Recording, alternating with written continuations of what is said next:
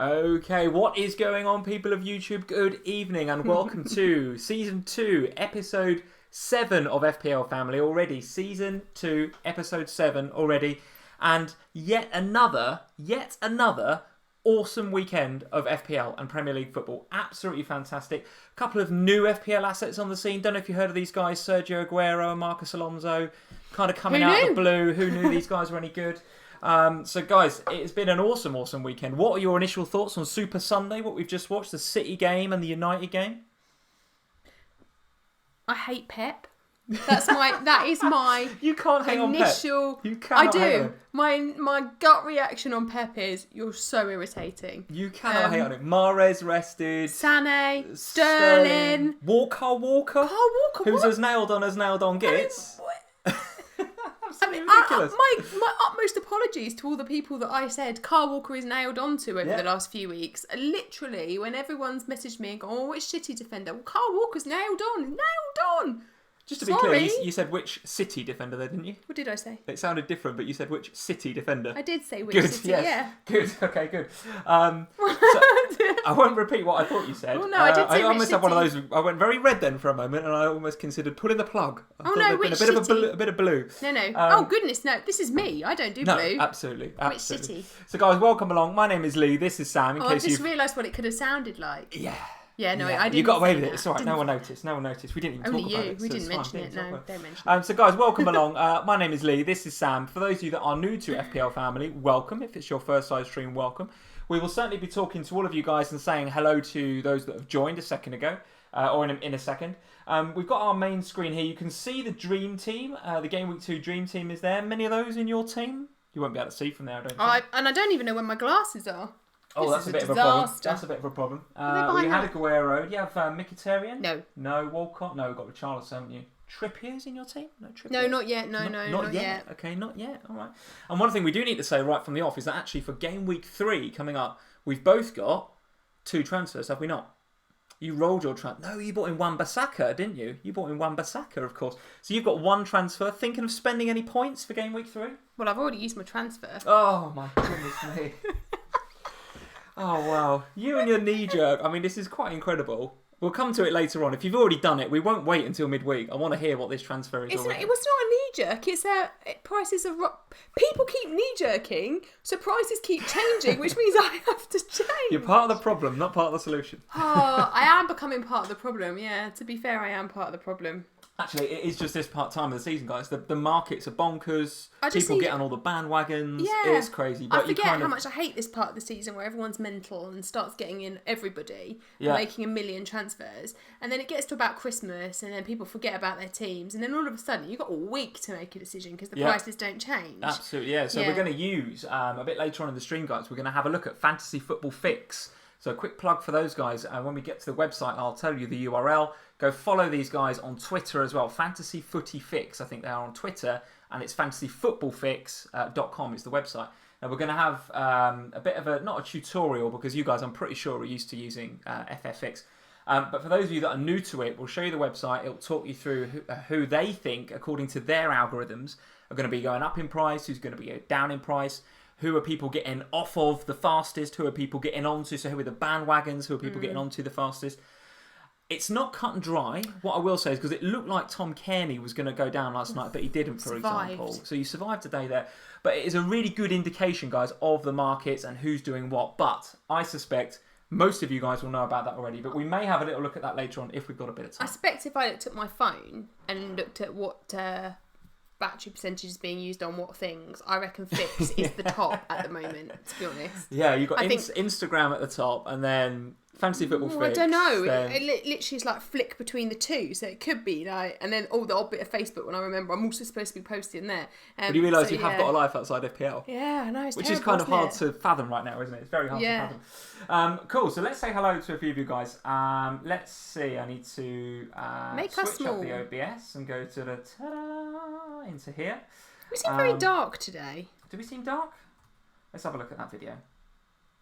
We do or I do? My dark t-shirt. No, we do. No, I think it's all right. Maybe it's because we're both wearing dark. It's actually better than when there's a lot of light coming through the back because then we look just really like orange and tangoed.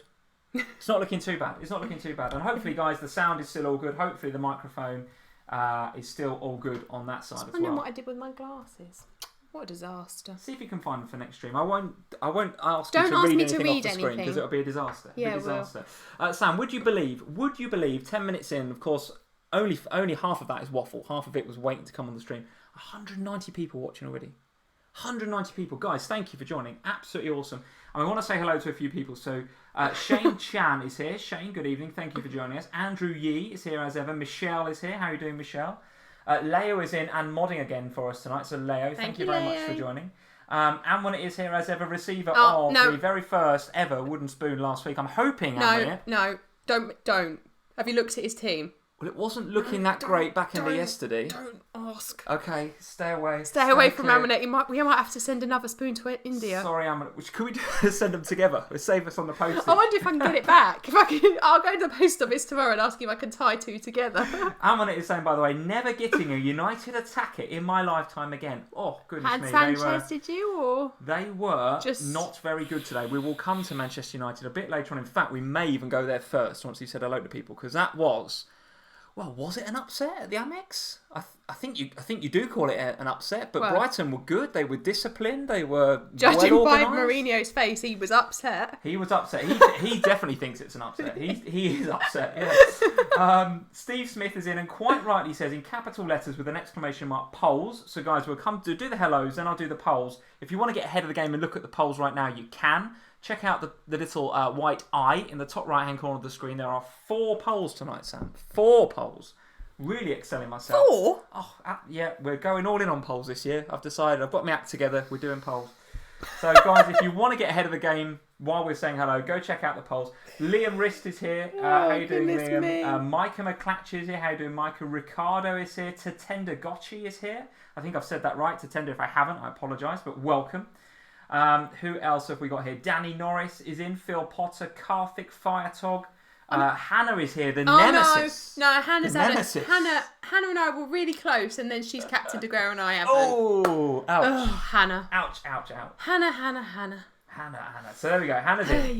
David Brooks is here. Weaselmont is here. Josh Telling is here.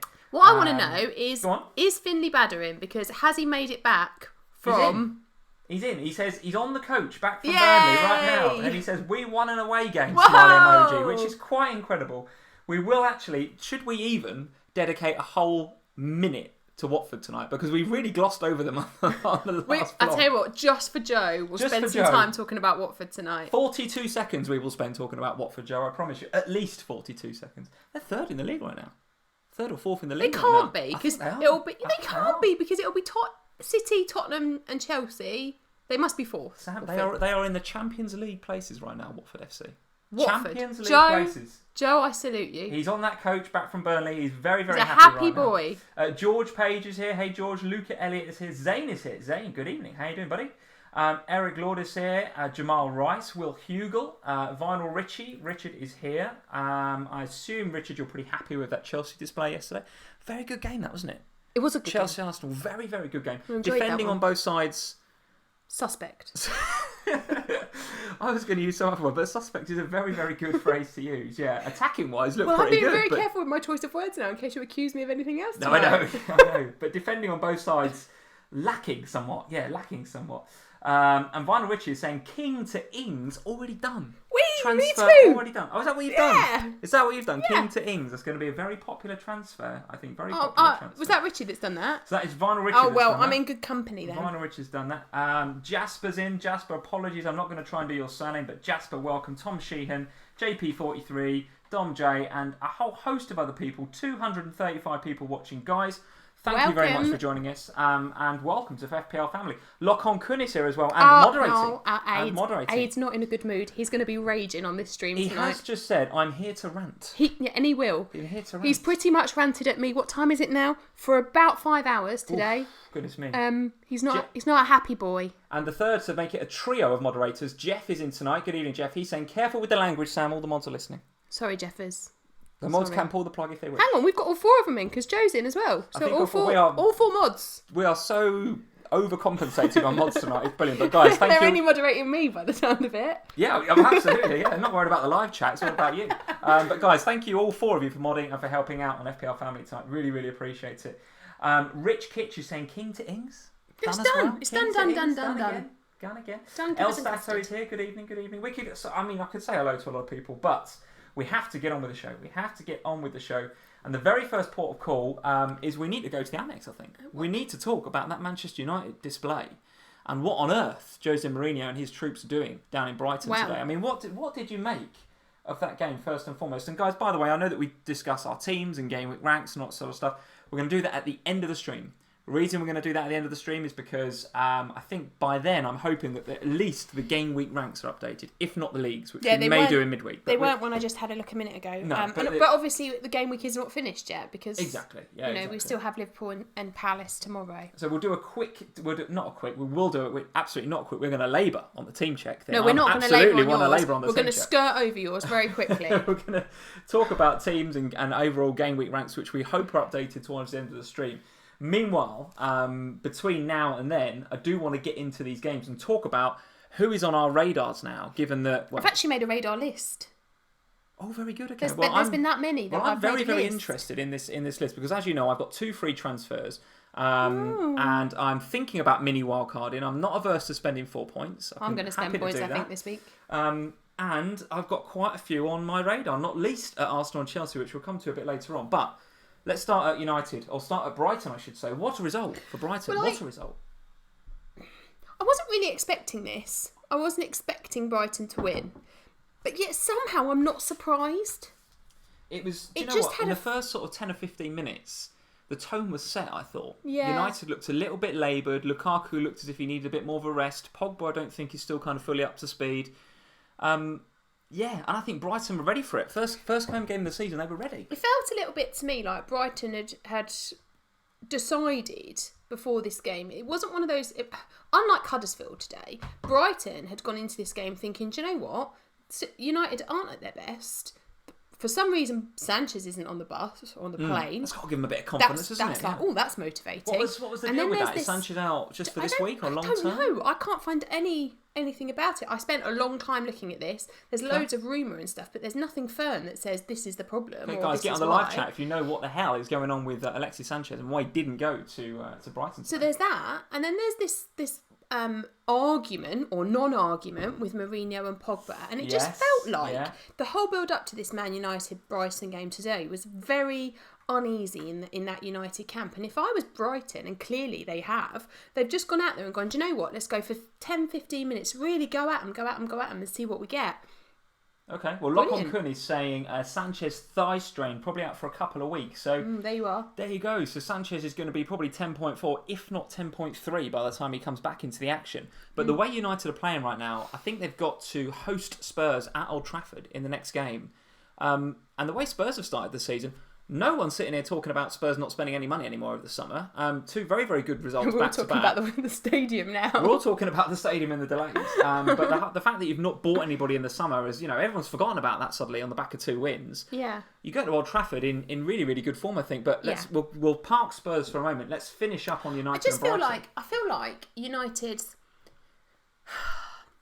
So De Gea, the premium keeper, not exactly had a great start to the season, has he? 2. Yeah, but look what's in front of him. So defending today was absolutely woeful. Eric Bailly, who I actually think is a good defender, guys, by the way, and I will always give, you guys will know I'm obviously a big Liverpool fan, but I'll always give a very honest review of Liverpool and United or anybody else. And I will absolutely say if I think United are playing well. And they have, previous seasons and last year when we did these vlogs, we've always said about Mourinho, he gets results. Very, very effective the way he does things. But today was really not a good day in the office for them. Eric Bailly looks well off of it. I mean, what is he doing for that penalty when he gives that penalty away? He's diving in. He sort of, as soon as he dived in, he kind of looked up apologetically at the ref, which is a telltale sign that knows I'm guilty. It's definitely a foul. As soon as the ref looks at his face, so that guilty face, he's just like, no brainer, I'm giving it. It's a pen. So I agree with you. David De Gea has not had the best start to the season at all, but... You have sort of stolen my point, because that's where I was going. Just shut up. That's fine. No, that's fine because it's like we are at least agreeing on it. I think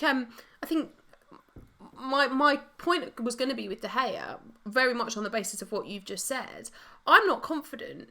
I wouldn't be confident as a De Gea owner with what's going on in front of him, because it's a bit like the reverse of what was going on at Liverpool last season. You had a decent defence, but then a terrible keeper behind them. It's the opposite this time. You've still got a really decent keeper, but what is going on in front of him? It's just all over the place. And Luke Shaw was given a torrid time by Anthony Knockaert on that side as well, particularly in the first half. I thought Knockaert had the beating of him. Luke Shaw's saved some people's game weeks by getting an assist today.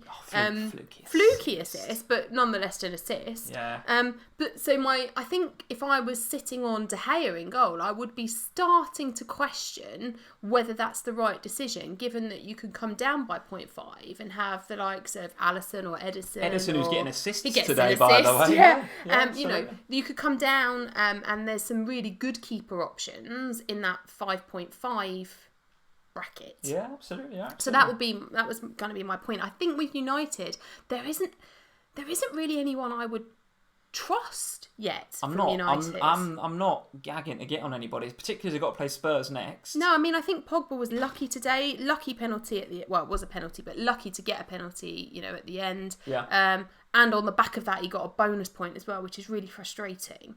From an FPL point of view. I didn't think Pogba played that well. Well, no, nor did I. So, from a United point of view, there isn't anybody that I would really be thinking about getting. Pogba he's always on the watch list, because fundamentally he's probably up there with the best that they've got at United. So you can't write him out indefinitely, but at the moment, the way United are, I'm really unsure. All right, okay. And I'm going to come and ask you about Brighton in just a second. But before I do that, having said that I'm all over the polls this year... You forgot Guess the polls? what I've forgotten? Guess what I've forgotten? I was going to say hello to everybody and then do the polls, and we went straight in with Jose and Man United. But the polls, in fact, is a kind of nice segue, because one of the questions in the polls tonight is Mourinho getting fired? Is Mourinho gone by Christmas? And I'm sorry, United fans. Is that a poll? That is a poll. That is a Liverpool fan poll, guys, I'm afraid. But I genuinely believe, and I said this at the beginning of the season, third season syndrome, we've talked about it before. He does this, Mourinho. He does this. And I'm looking at those players. They are cracking players. It's not like he's got a bad set of players. They are world class. Pogba's just won the World Cup. I know. These are brilliant players. Yeah, you're right. So the way that they're going about their work, and the way that he's setting them up, and the atmosphere that he's creating in the changing room is toxic, in my opinion. Answer me this: if it came to the board, if it went to the United board and they said they had to get rid of either Pogba or Mourinho, Mourinho will go. 100%. Mourinho. 100% Mourinho. The only reason they wouldn't get rid of Mourinho is because they'd have to pay him an extortionate amount of money to go. Correct. So one of the polls, guys, is Jose Mourinho gone by Christmas? The second question in the poll is your Game Week 2 points. I want to see and get a feel from the FPL family community how the Game Week has gone for you guys. I also want to, and we're going to spend a bit of time talking about Chelsea v Arsenal a bit later on, because for me, that was the game of the game week. I thought there was so much to talk about FPL-wise, and a lot of activity. A really, really good watch in terms of game of football. So who was the player that most impressed you in Chelsea versus Arsenal? I almost put the poll in terms of who impressed you the least, because there was some, like you say, pretty suspect defending, to say the least. However, there was some very, very good attacking play, both in Sarri's team. Absolutely defenders, yeah, absolutely. And Alonso in particular got forward a lot more towards the end of the game. So player that impressed you the most in Chelsea versus Arsenal. And then also the fourth question is, how many transfers are you planning to make this week? Now listen, that is me getting ahead of myself a little bit, because really that should be a poll for midweek. It probably, but I'd like to get a feel for. Well, we repeat it again in midweek and see where we are. Yeah, but I'd like to get a feel for now. Knee-jerk reaction, gut feel. We've just come off of all the FPL action. How many transfers are you looking to make this week? 0, 1, 2, 3, or maybe the options are 0, 1, and 2, and then a wild card. Something like that. The players in Chelsea Arsenal, by the way, Alonso, Pedro, Hazard, who I thought made such a difference when he came on. Hazard, world class.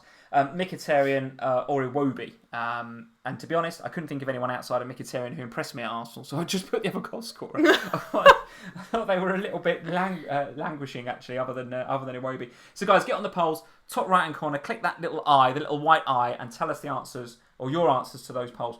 Back to United, we'll finish up on those guys, but Brighton, give me a feel for Brighton. What did you think of them? I thought organised, defensively very solid. Put a shift in, which is the minimum requirement for a team that are probably, don't know, but probably going to be down there.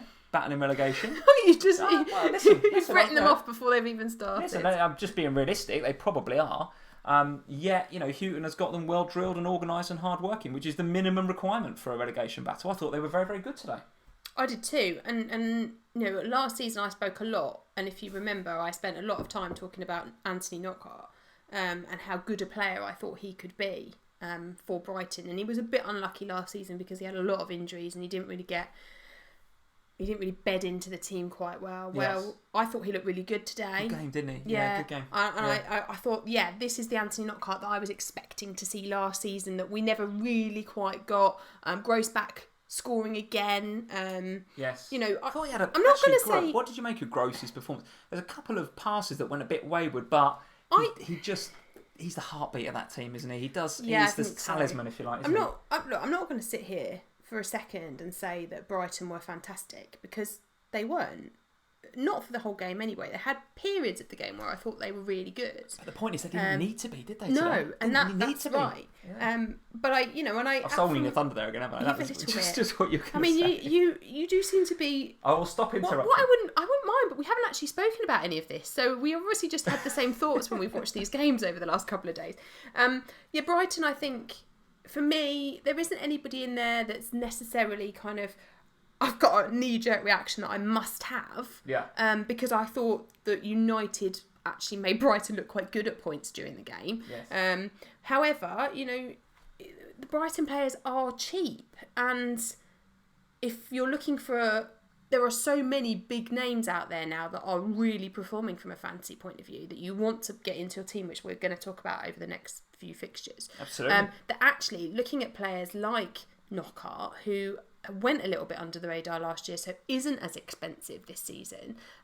Maybe that's not a bad idea. Okay, all right, and they did. And Shashank was saying in the live chat there, actually quite right, that they did all of this goodness that we're talking about for a majority of the game without their main player and captain, Lewis Dunk. Yeah, absolutely. Because he got a bit of a knock, I think, on his ankle or something fairly early on, and I haven't seen anything that suggests that that's serious. But we need to keep an eye on that if you've got him in your FPL team.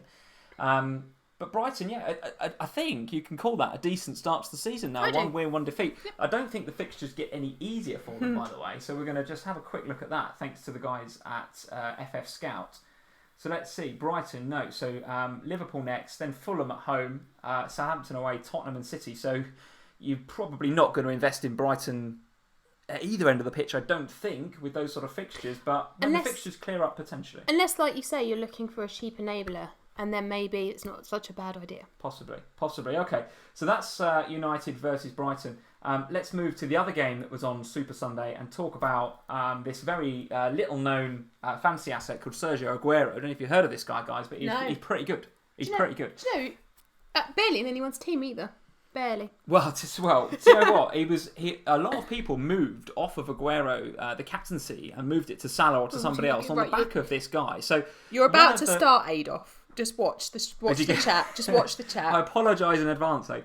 But one of the things I love playing about FPL, and one of the things that I've particularly liked about joining the FPL Twitter community, is how bonkers people go over the little things. People go absolutely crazy. So this dude, Jamie Jackson, I think his name was, who's from The Guardian, tweeted something out about something along the lines of Pep is considering, or The Guardian put an article out there saying Pep is considering dropping Agüero or resting Agüero. Yeah. Right? So Pep is considering. Now in the article there was absolutely no quotes from anybody at Manchester City, not least Pep. There was no one said anything. And there was actually some quotes later on about De Bruyne's injury, which is what actually the article kind of headlined with. But then you had to read a bit further and it was talking about he considering dropping Agüero and what have you. Right. Well, on the back of that, the Twitter community went absolutely bonkers, and it was guys, it was fantastic. If you're in the Twitter community, let me know what you thought of that, because I mean, yes, it's massively, massively frustrating, because the one thing we all look for as FPL managers, of course, is some assurity. We want the managers to come out and say, I'm starting with this guy. And with Manchester City, that is very, very difficult at the best of times. So to get this dude from The Guardian throwing in a massive curveball, it made a lot of people think twice about putting the captaincy on Agüero. Well, on Saturday morning, so I have a rule now, as you all know, that I do not do fantasy. I do not open the app. I do nothing on a Saturday morning, because whatever I do on a Saturday morning, it comes back to bite me. It never, ever, ever goes well. So I make a decision before I go to bed on a Friday night, and that is the end of it. On Saturday morning, I must have had 5 or 6 of my Instagram followers talking to me. Sure. What should I do? And they were backwards and forwards and backwards and forwards. What did I think? And my immediate reaction was, you've just got to follow your gut, which is what I did. So I'm not on Twitter. I didn't actually know about any of this stuff until Aid sent me a link to it. It was rife, let me tell you. For a good few hours, it was the Twitter community talked about nothing else. Well, until Aid sent it to me, I hadn't read it. But for me, I just had to kind of go with my gut. And my gut said that there was a chance that Aguero would come off on 60 minutes and that Salah would play the whole match. And so for me, that's why I went with Salah. We'll see, won't we, tomorrow night? Absolutely. I mean, this is the Egyptian king we're talking about. Anything can happen, right? What, a brace and an assist, and I've done the right thing. Well, yeah, absolutely. Let's see. Absolutely. So Leo is saying quite rightly that it was, of course, it was the article, the Guardian article, but actually there was a guy who was, I don't know if he's ITK, if he's in the know, or whether he's kind of has correctly predicted some City lineups in the past. He retweeted it. So because he retweeted it, everyone was like, all right, well, if I didn't believe the Guardian, I do believe this guy. Right, okay. So this guy's a bit more credible. I can't think of this guy's Twitter handle, but it was obviously a Man City handle. And people thinking, well, suddenly there's a bit of credibility here because this guy's retweeted it. What makes me laugh about all of this is that the whole conversation, from what I could gather, from what I was reading about and what people were talking to me about, the whole conversation was about whether Aguero will play. You know, and then you look at the bench, like we mentioned earlier, suddenly Kyle Walker's lost his spot and Sterling's not playing. And so that's the point I want to pick up on. So despite all of this nonsense around this Jamie Jackson and the Guardian and these Twitter accounts, that all of that nonsense around Agüero, the Pep roulette strikes again, right? Here we are, yet again. I've got deja vu here. This is Groundhog Day, isn't it? From pretty much every live stream we did last season. You cannot second guess this guy. No. You cannot do it. So I put a tweet out there earlier saying that my view on this, by the way, is that you probably have Mendy. Because I think Mendy is looking absolutely nailed on. I think you have Looks so dangerous today. We're going to come to him in a sec. And then you kind of have to buy some tickets to the lottery, don't you? I think so. And just kind of stick with it. Because if you chase the points around every week, you're just going to miss them, aren't you? Yeah, I agree. So last night, I said to you, didn't I? You were like, what are you going to do about Eriksen? And I said, don't know, can't decide, not sure. I feel very uneasy about Eriksen because I just know that the minute I get off of him, that's when we'll start seeing Eriksen racking up the points. Yes. And I'm very reluctant to go Eriksen to Dele. Eriksen to Lucas, yes, because obviously the price difference there is enabling me to do other things. But what I really wanted to do last night, and what I've been contemplating up until 4:00 this afternoon, what I was contemplating was Eriksen up to Sterling, because I've saved a bit of money with my King down to Ings transfer. Yeah. Well, I cannot. How can I now get on the Sterling bus? Now, can you? I can't get on the Sterling bus, can I? No, totally right. And I'm all over the place, City. I'm all over the place. Let's pause there because I want to hear from you guys and what you're saying about the Pep roulette and what the strategy is. Cody Flynn, good evening, Cody. Thank you for joining. He's saying Mendy is a must. I agree. Agüero is a can't do without, I think is what he's saying. And David Silva seems to be the third best option for Pep. I must admit, one of the statements that I think I saw on Twitter, I didn't hear Pep say this, but I think one of the statements I've seen on Twitter is that Pep has come out after the game and said he's never seen Agüero like this. He come out and said something. He's never seen Agüero in this sort of form. He's never seen him like this. Now that is a great indication, I think, that Agüero is looking pretty good for starts. Now listen, this is Pep. He could easily troll us and drop him for the next game for Wolves. Easily. Let's hope not. But I think of the outside of Edison and Mendy, and maybe people like assisting Edison as well. You know, not just a keeper. Yes, gets absolutely. Assists. And bonus? Did he get a bonus? No, he didn't. Okay, so there's too many other goals in that game. An assist, nevertheless. And maybe Laporte and maybe John Stones potentially. But I mean, those are the sort of most nailed on. Defensively. Most nailed But then going forward, it's like, well, who'd you pick? Out of the whole of the attacking 7 or 8, whatever it is, I would say Agüero is probably the most nailed on. What do you think? Yes. Maybe. I don't know. Yes. I think... so I have, for 24 hours, contemplated getting involved in the pet roulette. And now decided I just can't. My nerves can't take it. I can't deal with that level of pressure every weekend. So I've got Aguero. I'll be sticking with Aguero. I've got Edison, who, I mean, what is there to say about Edison? Got me a clean sheet last week. Got me nothing an not assist to this like week. about Edison. Nothing not to like about Edison. Other than, do you double up with Mendy? Because right. I think Mendy is a must-have now. Correct. So this is when my next thinking comes in. So obviously, and we can talk about transfers and stuff a bit later on. But I think Mendy is essential. He is looking like the only negative I have to say about Mendy is that towards the end of the game, he did look a little bit lost because he was pulled out of position. Because he was used to getting up and down the wing. Well, Sané came on. And it changes the dynamic totally, right? It did. And I felt at that point that Mendy was just a little bit like, oh, well, where should I be now? And so that worried me a little because Sané is not going to sit on the bench all season. So when Sané's playing, what does that mean for Mendy? Okay. But I have... He doesn't fancy Sané, though. Well, Sané's no, not obviously getting not. starts. But having said this... I thought Mendy looked fantastic again today. He just looks dangerous. Every time he's got the ball, he looks dangerous. He really does. And when you're talking about a defender who looks that dangerous, that can only be a good thing from a fantasy point of view. Okay. And are you a Bernardo Silva owner? No. You haven't got Bernardo Silva. So I have, and MU Fan TV rightly saying Bernardo Silva played as a wing-back today. He did, didn't he? More defensive today than he was last week. He was slightly more defensive. And to be honest, in a 6-goal Man City team, for him to get 2-pointer is a bit disappointing, no doubt about it. Yeah. However... But he did play. However, he has played. He's now played, I think, 3 games back-to-back if you count the Charity Shield. The Community Shield, I should say. Looks... You're showing your age there with the Charity Shield. Yeah, absolutely am. Sort of 4 or 5 years ago, maybe longer. I'm not going to say nailed on because I get the feeling he could be dropped at any moment. Well, but I do feel like he's one of Pep's more favourite players, is he not, at the moment? He feels a bit more nailed on than the other lot. Well, yes, he does, but maybe. But you know, we thought Pep loved Sterling and he's dropped him today. Yeah, we thought Pep loved Kyle Walker and he's dropped him today. I don't think they've been dropped. I think they've been rested. But you know, we've talked as FPL managers a lot about the next 5 now fixtures for Man City and how good they are for us as FPL managers.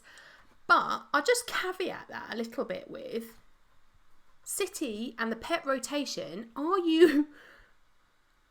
Can you get on board with 3? Realistically, is there 3 that are clear starters every week? Apart from if you do what I potentially am going to do, which is have Edison, Mendy and Agüero. Because I don't see Agüero being dropped. I think Agüero and Jesus will play together. That could be a really annoying strategy because they can always ship a goal, City, can't they? Well, they can score 6 or 7, but they can always ship a goal. Absolutely, and this is why I'm really reluctant to double up on City. So it kind of feels like if I'm going to get on the Mendy bandwagon, which to be fair, I feel I have to. I'm at a point where I just have to. That really does that sort of signals the end of Edison, I think. Okay, so we've got to pause there for a second because we've had a super chat from Mecca. So Mecca, thank you for the super chat. Very, very kind of you to support the channel. His question is, who will win, KSI or Logan? Now, I have to say, I've absolutely no idea what that means. You've got any idea what that means? Guys, you're going to have to help me out with that one. So, listen, I actually don't know. Mecca, help us out with that, dude. Come back in the chat. Probably like some boxing thing or some UFC thing. I've got no idea. I mean, if I can give you an answer, I will, but I don't know what it means. So who would you pick out of KSI or Logan? You'd go Logan, wouldn't you? Well, because it's Wolverine, right? Jesus. No? Brilliant. Right, okay. So Leo is saying they're YouTubers that are having a boxing match. Right. Teoman, they are YouTubers. YouTubers that are having a fight. Guys, okay. Not a clue about that. Not a clue about that. But if you want to see me and Sam getting a boxing ring. No, let's not even go there. Let's not even go there. But guys, thank you for the super chat. I'd win, by the way. I'd win. I know you absolutely Hands would win. down, You absolutely would win. If you guys do want a super chat, we would love you to do that and support the channel. As we always say every week, it's definitely not a prerequisite of being it, but we'd love you to do it. And it is costing us a lot of money to keep sending Antoinette spoons. Yes, you've got to support Antoinette's Wooden Spoon Fund. Jeff actually did message me earlier and say, if Antoinette keeps winning the wooden spoon, it would actually be cheaper for us to just book a holiday to India and take 38 wooden spoons to him personally. So we might be going out to India at some stage this year. Right, I think enough said about Man City. I don't want to talk too much about Huddersfield because we've got so much other stuff to talk about. I want to get Has it got really hot in here, or is it just me? It is very hot. It's because we're full of hot air, darling. That's what that's all about. Okay. And by the way, I need to pause and just say there's 341 people watching at the minute, which is sensational, guys. Thank you for joining us this evening. Really, really good. Wowzers. If you're enjoying the video, please hit that like button. If you haven't subscribed already, please hit that subscribe button. We went over 2,000 subscribers the other day. And I went over 700 subscribers on Instagram today. Absolutely, very, very good, very good. So if you're pleased with myself. If Instagram is your thing, at FPLFamily on Instagram. If Twitter's your thing and you want to come and talk to me, at FPLFamily on Twitter as well. And like I say, hit that subscribe button because we're now over 2,000 subscribers. And guys, thank you for joining. It's 2,050 or something now, I think. Something like that. Madness. Something like that. So I want to talk about the game of what I considered the game of the weekend. I thought Chelsea versus Arsenal was just so much fun to watch. It was so much fun to watch. No one was bothered about defending. Everyone was all about attacking. You had, David Luiz on free kicks. You had, this guy Alonso we've never heard of before. Never heard of him. Sneaking into the box and getting a goal out of the blue because we haven't seen that before. So what did you make of this game? And who are the FPL assets that we need to keep an eye on now after this game? I really don't want to talk about Alonso. I think you have to. He's 6.5. I always have Alonso. Every single year I have Alonso. And this year I bought into this, new Chelsea formation, you won't get forward as much, blah, blah, blah, blah, blah.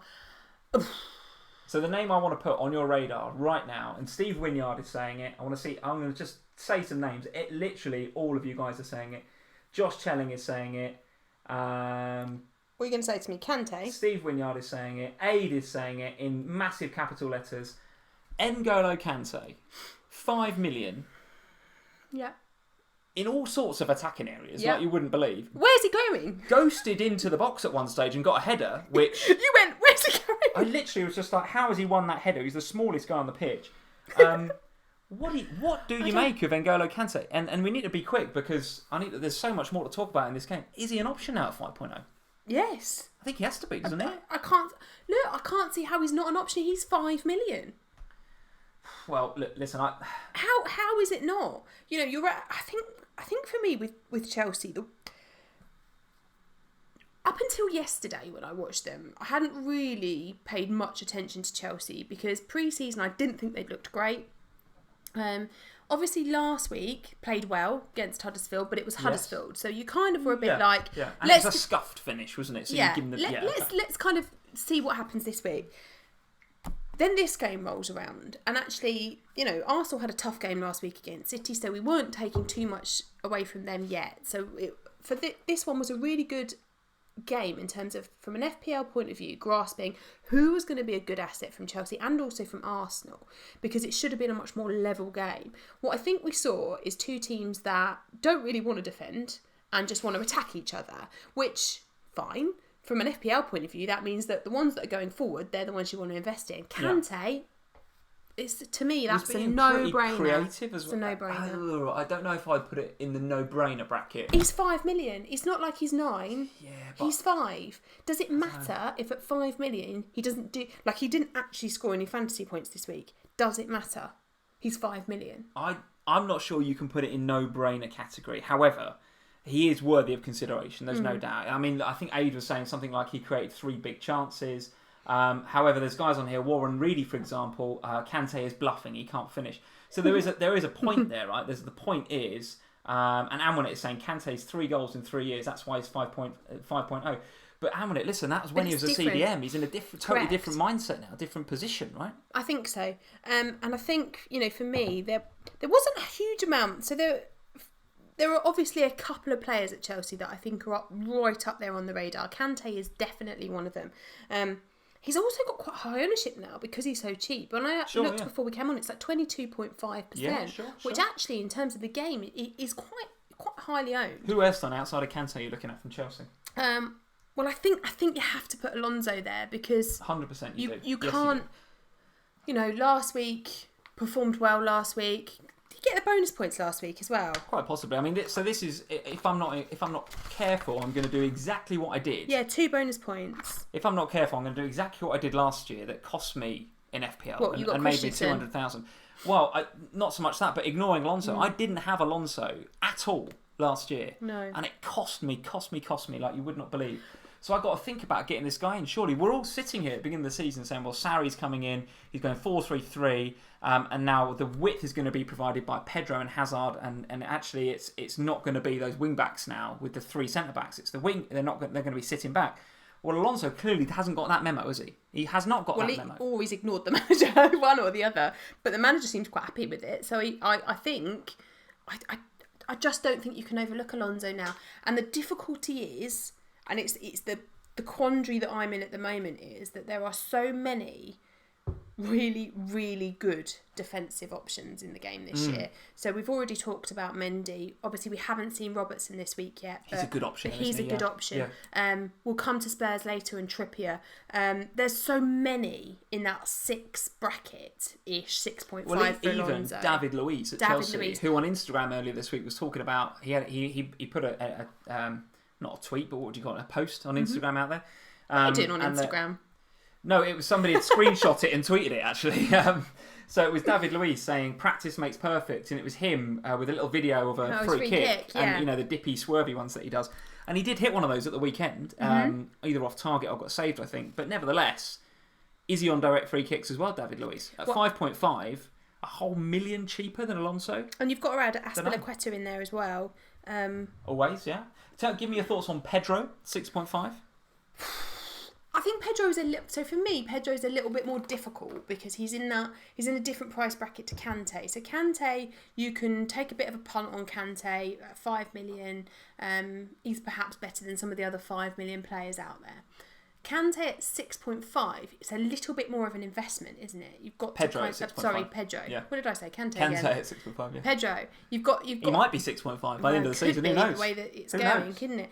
It's just a little bit more of an investment, and so it takes a little bit more kind of jiggling around of your team. So Pedro is somebody I'm definitely watching, but I think he's probably somebody that you need an active wild card to kind of work out how that's going to work. So guys, give me your views on Pedro for Chelsea. And the reason I want your views is because I think he looks very, very, very good in that team. I mean, Kante 5.0, because of the small price tag, he's getting some attention. I get that. And he's in the sorts of positions that you wouldn't expect him to be in. Yeah. Now with Pedro, I always thought in that sort of 3-5-2 formation that Conte played, he was always coming in. Mm-hmm. And I think Pedro naturally likes to provide a bit of width. And I think now in this 4-3-3 with Sarri, you can see that Pedro kind of like peels off. He used to do it at Barcelona all the time. He used to peel off and just stretch that defence like that. And I think he does that better than any other player in that Chelsea team.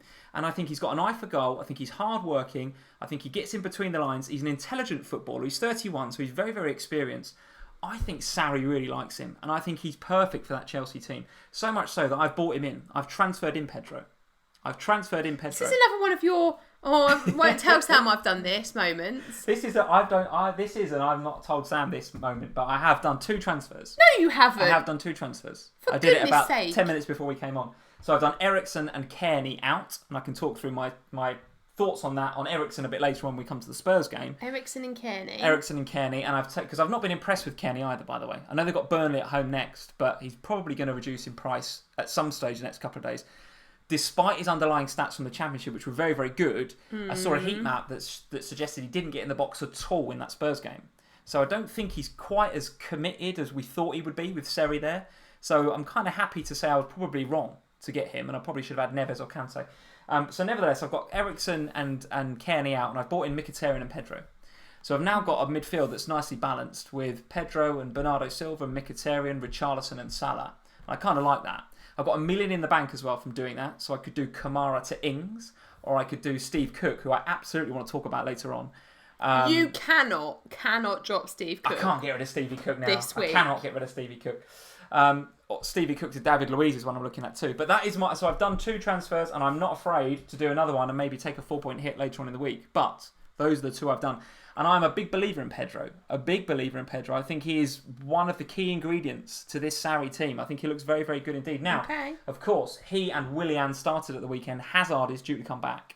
So it'd be very, very... benched. Well, it'd be really interesting to see what happens. I'm guessing either Willian or Pedro is going to make way. I'm willing to bet that it's Willian. I'm willing to bet that Sarri likes the way that Pedro plays, and he's pretty integral to this team. Okay. So there Interesting. we go. Mecca, another super chat from Mecca. So Mecca, thank you very much. Please be a question we can actually answer. He is saying Agüero the saviour, 60 points now, 60 points. Salah and Zaha, Salah, Mane, Van Aanholt, Robinson to go. First game week 110. So it looks like he's got he's having a flyer. A hell of a game week going on. An absolute hell of a game week. Well so done. Mecca, well done. Fantastic. Once you figured out which of Logan or KSI is going to win that fight, I'll be very interested to see your score at FPLFamily on Twitter. Send me a DM, send me it on Twitter. I want to see how you end up this game week, because that looks like it's going to be a particularly good one. Yeah, definitely. So there's my bit. That's my bit on Chelsea. I'm interested to see whether you guys think that as well. So Shashank is saying that's a risky move, Lee. A risky move. It could be. But I really like Pedro in this setup. Really, really good.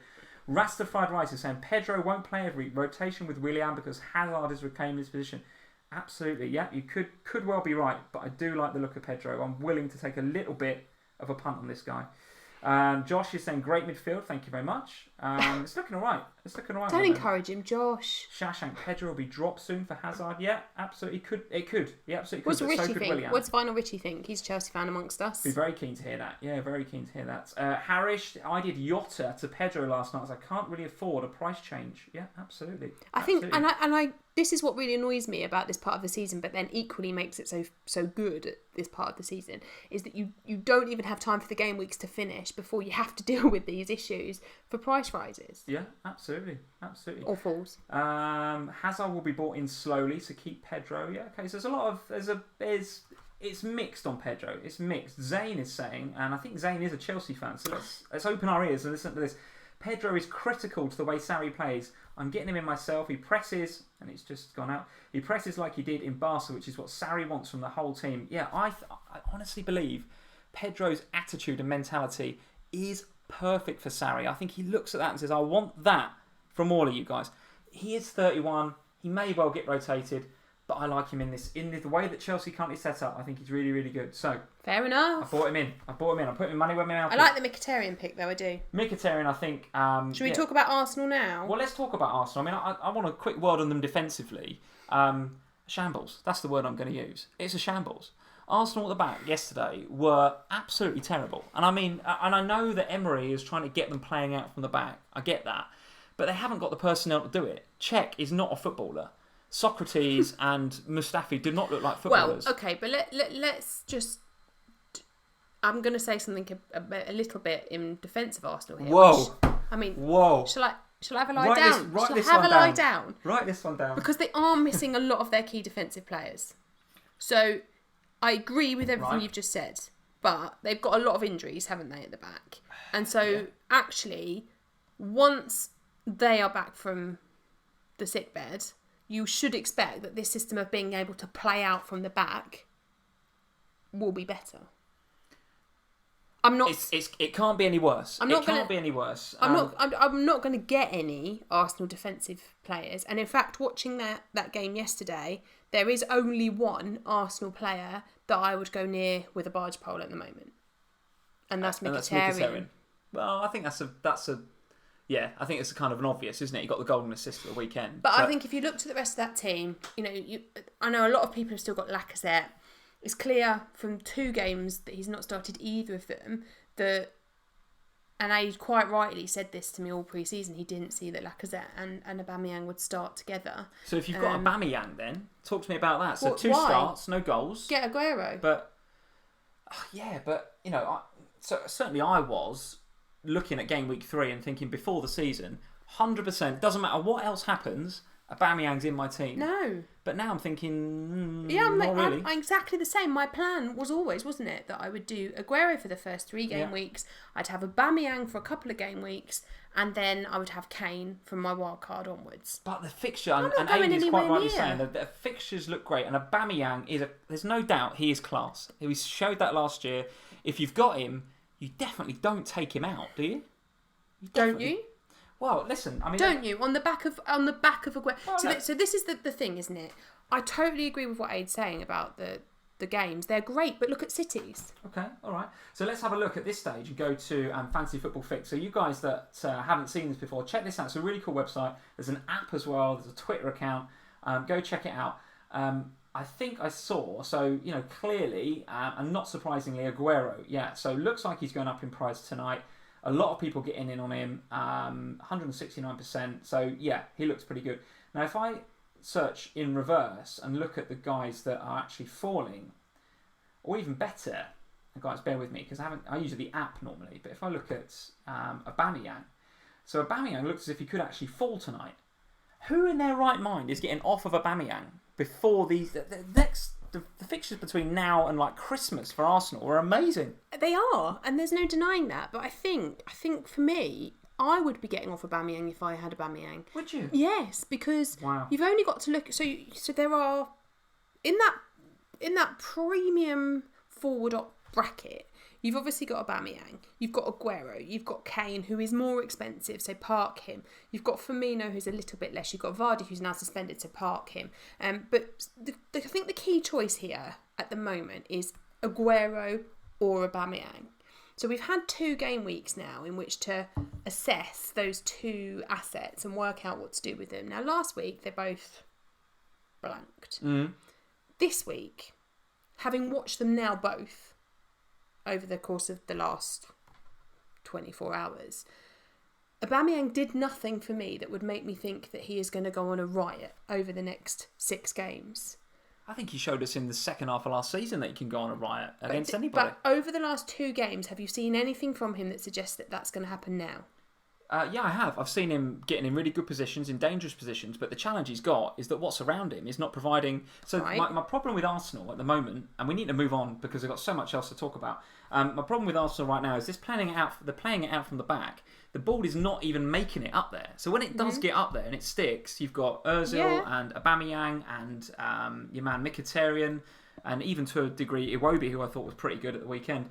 They're making things happen. That is a very potent attack with all very good players to the point where Ramsey can't get in the team at the weekend. But the ball is not transitioning from defence through to midfield in quite the way that it needs to.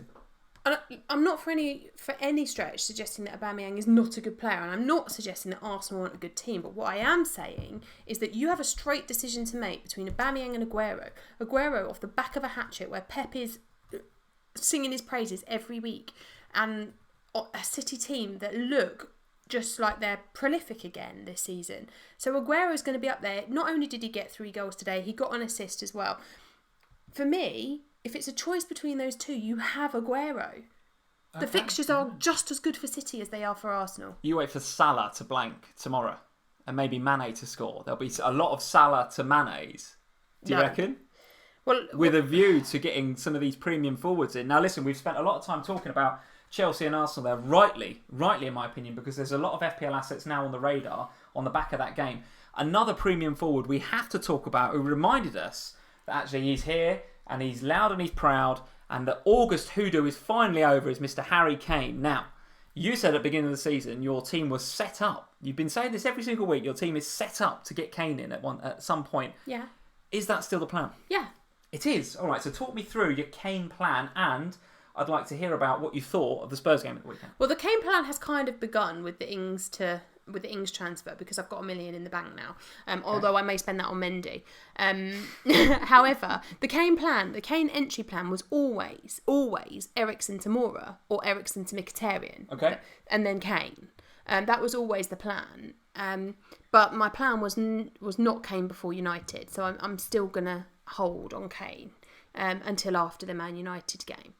Okay, all right. And your thoughts on the game in particular? I mean, I thought Spurs were pretty good again, right? Again, like we said before, no one's talking about this lack of signings now in the summer because the likes of Moura are coming in. Lamella, who is not my favourite player, as I've said many times on this stream, I take my hat off to him. That assist for Kane's goal, when he picked it up in the middle of the park and he ran at that back four. It's the first nice thing I've ever heard you say about him. That was a very, very good assist indeed. So and obviously, right, okay. So let's start with Trippier, because I think Trippier is really important in terms of what you do about Eriksen as well. Because Trippier obviously came back into the team yesterday, and I think what we saw yesterday at Spurs was pretty much full strength. The rift with Toby seems to be over. He seems to be back in kind of contention. I think we'll see more of Toby each week. What I do think with Spurs, and I've said this all along, the risk with having a Spurs defender is we aren't very good at keeping clean sheets. We do like a leak. So if you're going to have a Spurs defender, you kind of have to accept, a bit like sometimes with City, that you won't necessarily get a clean sheet out of them. But if you pick the right one, you could get attacking returns from them. Okay. Now, Trippier, I think, has just nailed himself as the Spurs defender to have, because suddenly 6.0 in the game, I think. They're all 6.0 Spurs defenders. Yes, I think you're right. I think Trippier has now nailed himself as the one to have, because he's put himself alongside Eriksen, because Eriksen did take some as well, but Trippier is taking free kicks, he's taking corners, off the back of what we saw was in the World Cup. So I think for me, if you're going to have a Spurs defender, it's Trippier.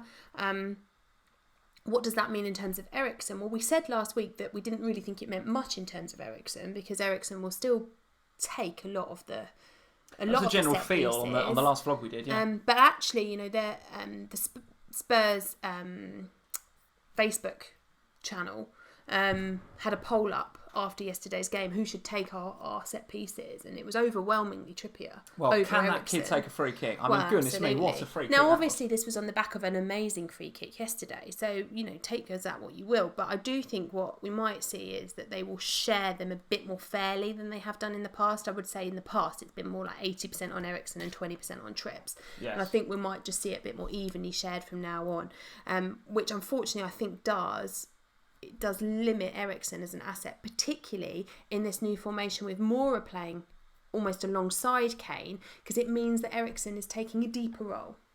Okay, all right, okay. Hannah is saying, if you've got a Spurs fullback, you just have to make sure you have two playing defenders on your bench, because they will, at some stage, get rotated. Yeah, and Hannah's a Spurs fan too. Which I think we saw last year, right? I mean, however, isn't there this rumour that Rose is going to go abroad before the end of the window? Well, he doesn't want to, does he? He's come out and said he doesn't want to go. Yeah, sounds like the club want rid of him, though. Well, I don't. Yeah, maybe. I'm not sure. I'm really not sure what will happen. We'll see with Danny Rose. I think it depends who comes in for him. If PSG had actually been serious, then he might have gone. But I don't think he wants to go. Where is it? He's been linked with Shakhtar or somewhere. I thought it was somewhere in Italy. Actually, I might get that wrong. But yeah, somewhere abroad. Don't know. Yeah, I can't remember. It begins with an S. I'm pretty sure. Quick question from the live chat. So Arsenic Gunner in case, which is an interesting name. He's saying thoughts on Lucas Moura. 7.0, 7.5 in the game. Is he? 7.0. 7.0. An impressive performance again, and a very good finish, I thought, at the weekend. Yeah, and I think for me, Moura is asserting himself in that Spurs team, and the comments from Pochettino surrounding Moura are very, very positive. So they're all very much along the lines of how pivotal he's become, how impressed he's been with his determination to get himself off the bench from last season and into the team. Yeah, he's good, I think. And he's played well. So last week he didn't get any FPL returns, but he played well and the positions were good. This week, I mean, that was a rocket that he hit in that game. I'm really impressed with Lucas Moura. I'm still thinking about him as an asset. It's a real tough call between Moura and Mkhitaryan, because obviously you're talking about the same price. I think that is a tough decision to make between those two. But I really like Moura, and I think his place is pretty safe. I think it is for now. Yeah, I think it is for now. A quick word on, so what I was particularly impressed with from Spurs and from Pochettino was that at 1-1, I think he took off Dyer and put on Lamella. Now, for me, that's him saying, I've got to go for this. I want to win this game. And he went on and won it 3-1. So fair play to Poch. What I will say is, up until that point, Fulham were 100% in the game and looked pretty good. Yeah. And a quick word, because some of the guys in the live chat are saying, what about Mitrovic? I mean, Mitrovic at 6.0, I think he's in the game. Yeah. Looked good. I think took his goal very well, actually. He's basically on the floor and the ball kind of pops up to him and he just sticks his head on it. So I actually think pretty well taken goal, given that he was sort of lying on the floor almost. 11 efforts on goal so far this season. I think that's possibly more than any other striker, but I might have read that tweet before Aguero this afternoon. But nevertheless, Mitrovic is probably in the top 3 forwards for efforts on goal so far this year. What do you think of this guy? I must say, I'm actually, it's a strange thing to say on the back of a 3-1 defeat, but I'm actually quite impressed with Fulham so far this season. I don't think they are as bad as everyone was suggesting that they were going to be this season. I think there was a lot of totally not. There was a lot of negativity surrounding Fulham. They've invested a lot of money, by the way. They've got in Sarri and Brian and a few others. There's a lot of money going into that. Mitrovic, of course. Mitrovic, I think, is a really good fantasy asset. I think, for me, he was one I considered when I was doing the Ings transfer last night, but I just felt that at 6... 6.5, the guys are saying, by the way, 6.5. That it was just that little bit... If I was getting off of King, then it made sense to come down to Ings and free up a bit of money, because that puts me back in that fantasy formation that I like. I like to have 2 premiums and a cheapie. Okay. But I thought he was good. I think Sessegnon again, he was up there with the assist on that goal. Very advanced, wasn't he, again? Very Sessegnon, advanced again. Yeah. So again, it's kind of, we said this last week, before the start of the season, we were worried that he might end up playing more defensively. That's not come to fruition. He seems to be playing in quite an attacking position for Fulham. He's getting up there, so he's back up there as an asset for me as well. Right. And I know you've just got rid of Kenny, but I actually didn't think he looked that bad, so I'm sticking with him for a little while. One shot on target from long range that I think sort of Lloris fielded. It's his lack of getting into those advanced. Yeah. He's not in the box enough for me. I mean, I probably should have given the kid more of a chance, to be honest. But that is my faith in Pedro. I mean, how much are you going to get in the box against Spurs, though? It's not. Yeah, sure. Let's see. Sure. Okay, so we are rapidly out of time. We've got 3 more games to talk about. One we can skip over: Cardiff versus Newcastle. I thought you were going to say Watford again, then, just to annoy Finn. They've had it. That's at the bottom of this. We've got 4 to talk about, but we haven't got time to talk about Watford. No. Cardiff, Newcastle. I'm not going to talk about anything other than it was the worst performance by a Premier League player I've ever seen in my life. Was Kenedy that game? He was absolutely awful. Missed a penalty, hit a free kick into the wall. No successful passes in the first half. Not a single successful pass, and should have been sent off. And will now get a 3-game retrospective ban. What an absolute terrible performance that was from Kenedy. Everton versus Southampton, though. Hang on, can we just talk about my clean sheet, though? Cardiff clean sheet, thanks. You had a Cardiff clean sheet? Yeah. That's jammy as hell, that was it. Jammy as hell. Particularly when the penalty got saved in the last minute. Oh, it was Maddison that gave it away, wasn't it? Oh, goodness me. You can't complain about your score this week. Everton 2. Complained. Everton 2, Southampton 1. The points being shared around, but a bit of a pre-season favourite, Walcott, up there with a goal and an assist. Looked very, very lively. However, for the same money, you can have, of course, the mercurial Brazilian that is Richarlison, who has now got, I think, 3 in 2 games. Looks pretty good. Always in there. When I watched him on Match Today last night, he's in there. Mm-hmm. Whenever Walcott's got the ball, Sigurdsson's got the ball, and they're looking for a pass, it's him and Tosun always in the box. So although Tosun had quite a lot of efforts on goal, I don't think you should write him off, because I think he had a lot of efforts on goal, and I think Sigurdsson also, for those that kind of stuck with him after being unluckily subbed in game week 1, he again looked strong on set pieces, etc. But the main man's got to be Richarlison, isn't it? I mean, you're not looking to get anybody else in, are you? Well, just before we came on here, I was just having a chat with somebody who's got their wildcard active. We were talking about Richarlison and Walcott. And do you have both? And I was saying, I just felt that it was too much Everton to have both. Yes, I think it is. I think you pick one. Now, for me, it's Richarlison. I think Richarlison just looks brilliant. He looks really attacking. He's, like you say, he's right poaching at the moment. He's always there or thereabouts. Having said that, Walcott does look good, and I thought he looked good in this game. So I don't know that it necessarily matters. If you want a bit of a differential, then Walcott is your man, because Richarlison is getting so heavily owned. But if you do want Richarlison, you do need to get on him fairly quickly, because he's already had 2 price rises, isn't he? He's up at 6.7, I think. Yes, and I think 6.8 is going to be incoming pretty soon. So, yeah, I think Richarlison is the way to go at Everton, to be honest. Just in terms of Southampton, obviously Danny Ings with the goal in his first start for the club, that can only be a good Danny thing. Ings, you know, did look lively. Is he the third choice striker that we've all been waiting for? Well, he's mine. You've got him in now, haven't you? Yes, yeah. So that's a transfer. I mean, I'm sorely tempted. I think he looked lively. I did it watching Match of the Day last night, because I watched Bournemouth and Josh King, and just thought actually, I just thought, where is Josh King? That was what I thought while I was watching the Bournemouth game on Match of the Day. Just missing. Totally missing for me. Yeah. And so then I watched the Southampton game and thought Ings was lively. He looked interested. He was right up there at all times. Got a point to prove as well, isn't he, after being out for so long? Yeah. And I fancied him when the transfer happened. I fancied him. But I wanted to see how Southampton would manage him into the teams. Like, would he be sharing a place with Austin, or would they be playing together? It seems like they're going to be playing together from this game anyway. Also thought that Lamina had a really good game for Southampton this week. Just a quick one on Ings, because Will Hugels made a very good point, is that the goal did come from pretty poor marking, and I will give you that one, Will, because I remember looking at the replay of that, and Everton are sort of standing around looking at each other, weren't they? So Ings was there, but it's 5.5. Yeah, and you've got to be there. Ings is good at that. Yeah. He's good at being that sort of poacher, as well as playing between the lines pretty well. And I think if you've got a 5.5 striker, you don't expect them to get a goal every week. I mean, I probably won't play him every week. But there will be games where I do play him, and you would expect against not so good opposition, where their defences aren't so good, that he will be up there. And I do want to just mention Lamina, because I thought Lamina had a good game. And the Southampton fixtures do look pretty good. Leicester at home, Palace away, which is tricky. Bournemouth at home, Liverpool away, obviously very tricky, and then Wolves away. He probably won't be able to play against Liverpool anyway, because it's parent club. Yes, I think you're probably right. But outside still, of that, it's looking pretty good. I mean, Wolves you can get out, Brighton you can get out, despite the performance today.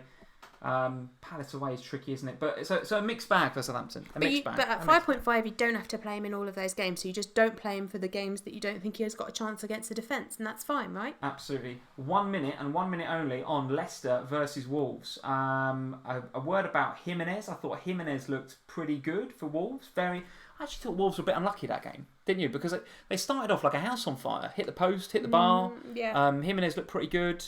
Neves, who was obviously the bandwagon from last week, I think kind of showed what I think most of us are sort of expecting him to be. He is that deep line playmaker. It's just because Everton had 10 men in game week 1, he was given a bit more licence to go forward, I think. And obviously hit a really pretty good free kick. Are Wolves on your radar or off your radar? They're off at the moment, but I think that's just because they've had a difficult start to the season. They've not had the easiest of fixtures, have they? Really, No. Everton and then Leicester. They're not. Those are long-standing Premier League teams, decent ones. So it's not like they've had a nice ease into it. But there are certain things when you watch Wolves that you think, yes, they've got potential. I don't think Wolves will be. I think they'll come good, is what I'm trying to say. I don't think you should get on them yet, but if you've got Neves or Jota, I don't see any harm in holding them. Stephen Lang, by the way, is saying, and rightly saying, and I should have known this, but you said it with such authority that I thought I won't question it, that Southampton have bought Ings. So it'll be, of course he'll be able to play against his parent club because he's transferred there, he's not on loan. But have they? You said it with such authority, I thought, what? I've missed that. I'm sure I saw some money come in the door for that. Really? But that's what Stephen is saying. Well, I think he's right. You've taught me something, because I was pretty sure he'd gone on loan. Well, there you go. We learn every day is a school day. Every day. Leicester City. Vardy's got himself sent off. What a stupid tackle that was. So no one's going near Vardy, clearly, out for the next 3 games. But Maddison... Well, what do you think of Maddison? Because I actually think there's better options at Leicester. I looked at Maddison and I thought, well, got the goal, deflected goal. So I'm not saying it's not a good strike, because it was a deflection. Got to get a first one from somewhere though, right? Yeah, sure, but it didn't look like mega creative. I don't think his underlying stats were wonderful. And I go back to the point I made about Wolves being a bit unlucky. Well, the first goal's a ridiculous own goal that Doherty can't do anything about, right? It's a real shame. And the second goal's a deflection off of Maddison. So I think there's going to be a lot of people rushing to Maddison at 6.5. But there's Pereira as well. But I want to look at him a bit closer. But Pereira, yeah. So what do you think of Pereira? 5.0, 2 assists already this season. Again. Him and Chilwell both look like good options in my opinion. Yeah, and Pereira with the 3 bonus points and Chilwell with 2. So, they're both out there with good scores again this week. Lock on Kun. Hashtag justice for Sam. It's gone off, Sam. It's gone off. What? Hashtag justice for Sam. Because Ings is definitely on loan. I thought he was. Thanks, Aid. I know Aid's always got my back. Did you like how I believed Stephen Lang over you? I mean, that's That's divorce material. Aide's right? always That's got my back. Material. Maybe I married the wrong man. Cy Greggs, it's a loan with a buying option next year for 20 million. Firetog, and he's quoted. Firetog is so incensed with the guff that we put out on FPL Family. He's put in quotes. Liverpool's Danny Ings joined Southampton on a season-long loan ahead of a permanent 20 million transfer. So, I thought I was right. Shall we just say we're both right? No, you're wrong. Right, that is the games covered. No, we haven't talked about Watford. I don't want to talk about Watford. Watford won today. Yes, go on then. No, we've just got to mention it because of Joe. I'm so busy watching Super Sunday. Troy Deeney scored. Hughes scored. I haven't got Ray a clue scored. what really happened. Okay. In fact, Deeney got a goal and an assist today. Deeney a goal and assist. Are you going to bring him in? Let's have a look at Watford's fixtures. No, because I've just done Ings, haven't I? So I'm not going to do any more. But Watford's fixtures, unfortunately, Joe, it's not getting any easier for you, mate. Palace, Tottenham, United, Fulham, Arsenal. We don't need to talk about Watford. But we just mentioned them because they've won. We just mentioned them because they won. For Joe. Joe, there you go. Watford won. I hope you're back in one piece, mate. I hope the journey wasn't too bad for you. We covered them all. Joe said in the live chat, Lee dropping in price this week. Because I'm not... Hashtag Team Sam. We never talked about West Ham and Bournemouth, but okay, if you want to finish there. West Ham versus Bournemouth. Oh no, we do need to talk about Mr. Cook, don't we? I don't think there's that much to say. I mean, Arnautovic got the penalty, which is good. Steve Cook looked dangerous from set pieces. Honestly, you didn't want to be in the room with him when he realised that Steve Cook... He went, Steve Cook scored a goal. Oh my God, did I play him? Yes, I played him. And he's got an assist. On Friday, I seriously considered doing Steve Cook out and putting Wan-Bissaka in.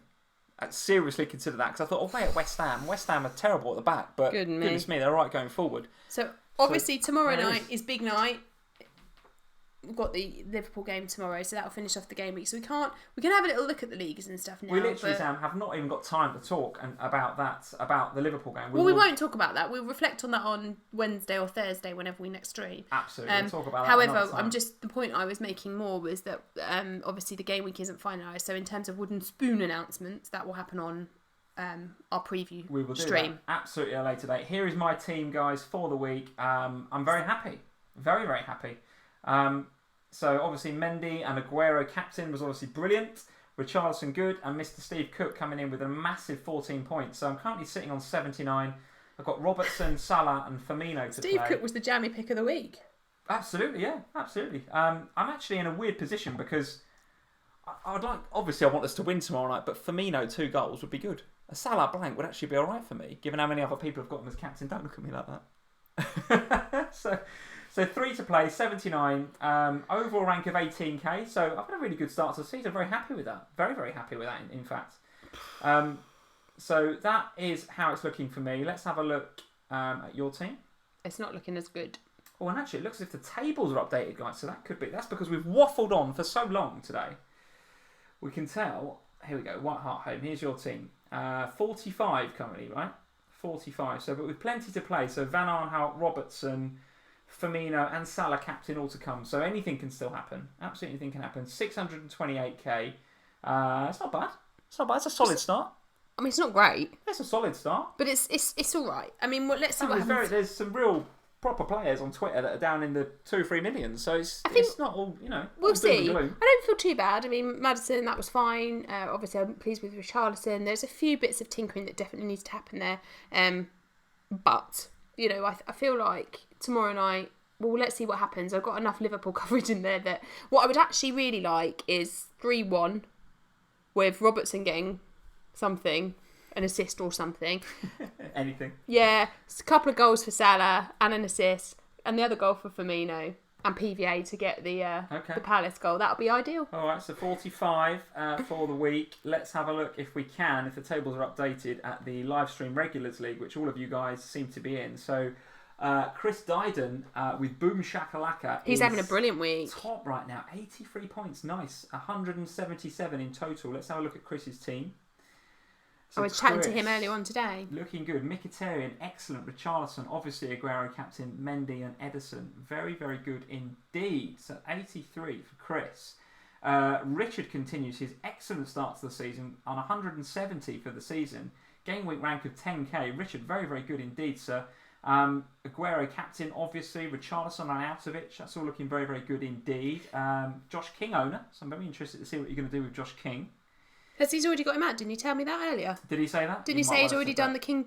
Isn't that why I told you about Kings and Ings? Okay. King and Ings earlier. Well done. Maybe. Well done. Dom J sitting pretty in 5th.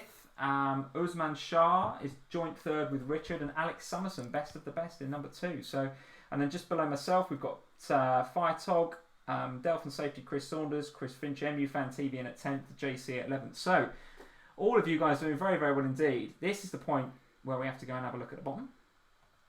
How do we do this for the game week? Can I sort by game week? I don't think I can I? I kind of have to look through this manually. But there's not so many in this league, so it's why it's achievable. This is why it's a little bit more easy to have a look through. So Andy Nash, 58. What did you get? Keep going down. What did you get? Oh no. No. What do you mean? For the game week, I got 45. But keep going down. Okay. There's some in the 20s in there. Josh Telling, 44. Oof. Shahid, 29.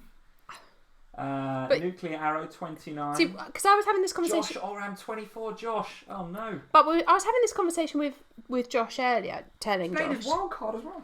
Like the play. What? So to clarify for wooden spoons, can we just clarify? It doesn't matter if you've taken points hits because we can't work that out. Okay. It will just be the lowest scoring team, regardless of leaving points hits aside.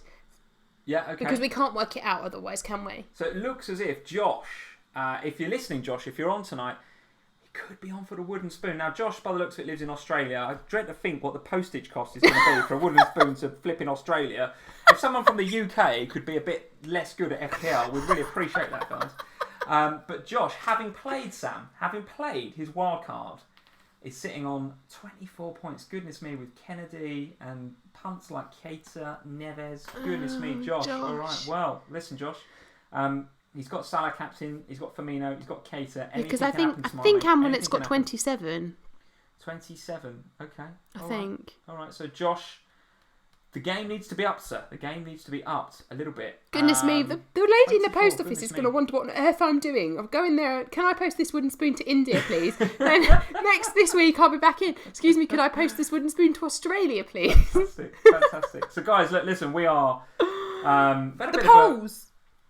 Forget the polls. I say, I bet you're the first one to remember that. I don't think anybody in the live chat has gone. Everyone's too interested in the wooden spoons. No one has said polls. Not even Spencer Lee has popped up with his or little Jeff. night Jeff's normally fever. good for. Normally you get Spencer with his little night fever gift. Oh, that tea's gone cold.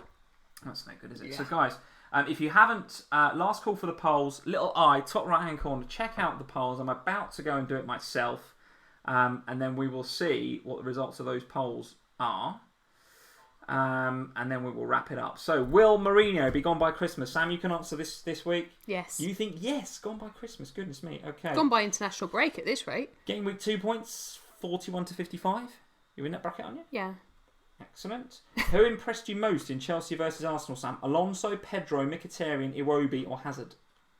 Alonso. Okay. And how many transfers will you make before the night is out? I don't know if you've made one. How many transfers will you make before game week 3? Probably.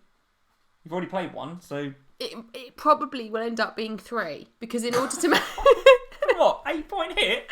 Well, 8-point hit? Well, because to get Mendy, I have to make 2.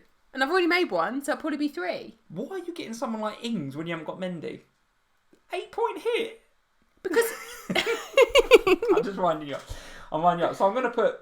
3. I'm going to put 3. Oh my God, 3. I'm not alone. Guys. You're not alone. That's absolutely right. 7% are playing the flipping wild card. Right, here we are, guys. The results of the polls. Will Mourinho be gone by Christmas? 65% of you. 2/3 are saying that yes, Mourinho will be gone by Christmas.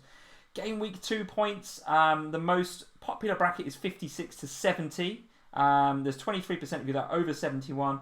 25% that are 41 to 55. But most are in that sort of 56 to 70 bracket. Who impressed you most in Chelsea versus Arsenal? Alonso, 54. So over half of you are saying that Alonso is going to be key to bring in. Mkhitaryan, 27%. Hazard and Pedro both on 7%. Iwobi on 2%. And how many transfers will you make before game week 3? 4% of you saying none at all. 19% of you saying 1. 48% saying 2. So there's going to be a lot of either rolled transfers from last game week or some points hits going on. There was a lot of rolling transfers, wasn't there? I think there was. 19% of you saying 3, going with Sam's answer, and 7% of you are playing wildcards. So there's a couple of wildcards knocking about. But overwhelmingly looks as if the double transfer, the kind of either the mini wildcard from the rolling one from last week, or a 4-point hit, or indeed... Well, you'll be taking 3, right? You've already done 2. Possibly, I don't know. I mean, I've got my 2. I don't know what I'm going to do with that extra money. I've got to think about, do I want to take a hit for Ings, or do I want to take a hit for Louise? I don't know, really. I don't know. So, guys, there it is. There it is. We've gone way over time, but we peaked somewhere like 350, 360 viewers. What? It was absolutely phenomenal. Absolutely phenomenal. I'm glad you didn't tell me that at the time. That is by a long way, I think, an FPL family record. I don't think we've got up into those sorts of regions before. So, guys, thank you for joining. We're going to wrap it up there. If you haven't followed us on Twitter already, let's just bring up the old Twitter page. So here is our Twitter, @FPLFamily on Twitter. That is run by me. If you head over to our Instagram, which looks like this, that is @FPLFamily on Instagram, if that's your thing. And that is run by Sam, if you want to talk to Sam. I don't know why you would, but... No, of course. No, how many followers now? 701 followers. That has shot up in the last few weeks. That's brilliant. It's gone up 100 since last Sunday. Sensational, guys. So since my declaration of war with Andy, I've gained 100 followers and he's gained 400. Well, I think Andy does some live. He's been going live on Instagram and everything. He's all over it. Well, I'm not going to go live on my own. It'll just be me. Hello, everyone. Get some followers. Get some views. That. Nobody wants to watch me by myself. All right. Okay. So if Instagram's your thing, guys, @FPLFamily over on Instagram, the Twitter page @FPLFamily on Twitter. As ever, thank you for joining. Thank you to those that super chatted. If you liked the video, please hit that like button. If you haven't already, go ahead and hit that subscribe button. Like we said before, we're over 2K subscribers now, so we would love you to come and join in with us on a regular basis. We do this Sunday nights, 8 PM every single week, where we react to what we've just seen in FPL. And then we do a midweek stream, usually on a Tuesday, Wednesday, Thursday. We have to keep that one a bit fluid because of schedules and kids and all that sort of stuff. But Sunday nights, 8 PM is a regular slot for us now, guys. So get it in your diary. Hit that subscribe button. Hit that little notify bell as well that comes up after you subscribe so that you know when we're going live. That'd be awesome. And big thanks to Jeff and Leo and Aid and Joe for all modding tonight. Yes, thank you guys for modding. I hope, Joe, you're back in one piece. Hope the journey wasn't too bad back to sunny Watford. He's in Hemel Hempstead. He's in Hemel Hempstead, yeah. It's only round the corner from Watford. So yeah, if I'd have said down the Hertfordshire, road. I'd have kept it vague and that'd have been alright, wouldn't it? You would have got away with it I'd then. have got away with that, yeah. A bit like the Danny Ings thing. I can't believe it. I've got to go and check that right now. Danny Ings, loan or... I'm sure it's a loan. Who knows? It is a loan, that's what the guys say. It's a loan with a possible move at the end. There you are. Right, guys, that is it for us, for another FPL family. Thank you very much for joining, and we will see you in the middle of the week. Cheers, Green arrows, everyone. Enjoy the game tomorrow.